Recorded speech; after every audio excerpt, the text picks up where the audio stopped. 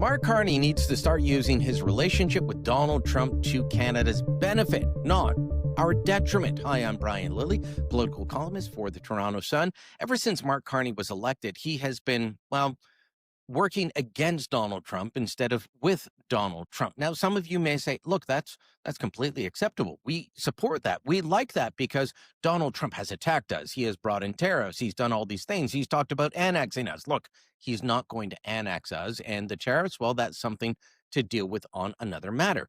But on international matters, Mark Carney has decided that he would try and forge alliances in London, in Paris, in Mexico City, in opposition to Donald Trump. He even decided that Canada would unilaterally recognize a Palestinian state at a time when Donald Trump was trying to forge a ceasefire back in August, and Hamas stood up and walked away from the table when Canada, the UK, and France all said, you know what, we're going to recognize a Palestinian state. Doesn't matter what is going on right now in the world, we're going to do it. Well, that blew up our trading relationship with the United States. Trade talks shut down. Diplomatic chill went through the two capitals. It was not good. But this is where Mark Carney was. Now, with a peace deal being signed in Egypt, Mark Carney is effusive about how great Donald Trump is and his peace plan, which, by the way, I want to point out, will bring about a Palestinian state, one supported by neighboring Arab and Muslim countries that will ensure its future success. So, look, is this peace deal a sure thing? Is it going to happen? We don't know, but it is the best deal that we have seen in decades. Absolutely the best deal we've seen in decades, and the best chance for a successful Palestinian state. Mark Carney could have been working with Trump on this, trying to influence him on how this would look. Instead, he did the opposite. Now, while he's in Egypt, Donald Trump decides to call out Canada. Not in a bad way. He was actually gracious about this. He could have, like he did with Emmanuel Macron recently. Instead, he talked about Canada. But he forgot that Canada has a prime minister and instead promoted Mark Carney to the role of president. You have Canada.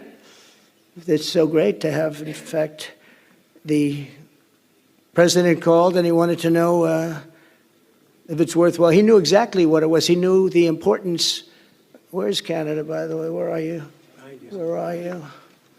He knew the importance of this. He said, I want to be there. So many people have done that. They called. I mean, they heard about it. And these are not people that can do that very easily. They have pretty big schedules, to put it mildly. The most powerful people. And I appreciate you being here very much, Mr. President. Fantastic. Fantastic. Thanks. So you going back? I'll go back. I'm glad you upgraded me to president. Oh, did I say? Great stuff. That's good. I started as At least I didn't say that. Great stuff.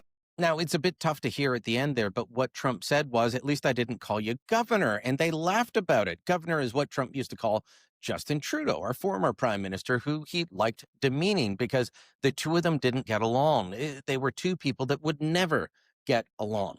Clearly, Trump and Carney have some kind of rapport. They have some kind of relationship. Here's my advice to Prime Minister Carney. Look, we're in a tough spot right now. Our economy is not doing great. Part of it due to the actions of Donald Trump and the Americans. But you've got this relationship with him. Start working with him and not against him on the international stage, and start using that relationship to forge something that will be better for Canada in terms of a trading relationship with the United States. Trying to constantly forge alliances with Keir Starmer or Emmanuel Macron or Claudia Sheinbaum in Mexico. This is not the way forward. Do we need to expand our trade? Absolutely. Do we need to not be so reliant on the United States? Absolutely. But at the moment, we are. And the man in charge in Washington is Donald Trump. You, sir, need to get down to business and actually find a way to use this relationship you clearly have for Canada's benefit, and stop doing things that get in the way of Canada succeeding. Let me know what you think. Drop a comment down below. Share this on social media. And don't forget to subscribe to our channel.